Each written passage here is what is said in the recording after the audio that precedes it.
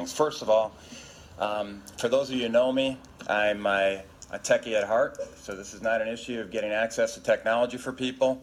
I'm a certified Microsoft small business specialist. I've worked on space station designing the cabling system for the airlock module, where I was responsible for EMI, EMC analysis, which is electromagnetic interference, electromagnetic compatibility.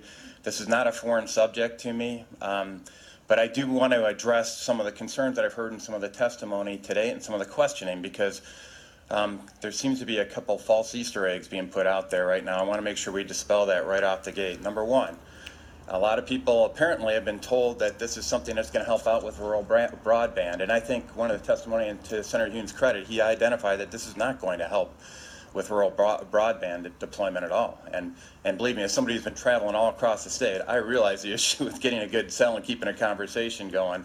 I understand that it's something that's got to get addressed, but this bill is not addressing that at all. Second thing that I want to point out, and it was a carefully worded statement in the legislation that deals with people that are concerned about denial permit requests, right? So it's always pushed back to the definition of an acceptable level of radiation. And that's what this is, by the way. This is about radiation. This is not, and people need to understand that. What they will do on that denial of permit request, they'll point back to an FCC acceptable threshold for radiation levels. Everybody in this room needs to understand the FCC is staffed by former members of the telecommunications industry. They are effectively indemnified against adverse health impact lawsuits when the acceptable limits are higher than the limits actually shown to show harmful health effects. And I just want to dwell a little bit on some of those harmful health effects, if I could. Number one, we need to understand that we're all concerned about environmental impacts around PFAS and around lead in the water, all that kind of stuff.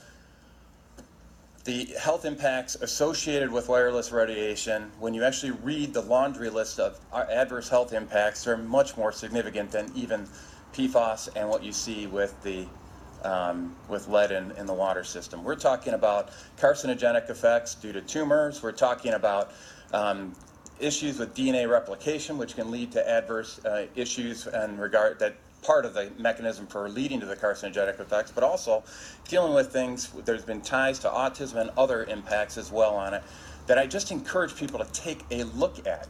This is, and that's why everybody's groaning, because when we're talking about 3-year-olds dealing with this, because the studies have also shown that the people most susceptible to these adverse health impacts are the youngest among us, because their blood-brain barrier has not been fully developed. That's why people are concerned about that. I know there's a convenience issue. I'm addicted to this stuff myself, right? This is an issue where I love the convenience of having wireless access. But I also know that in Article 4, Section 51 of our Michigan Constitution, our primary concern is supposed to be the health of our citizens. That is supposed to be the primary concern. And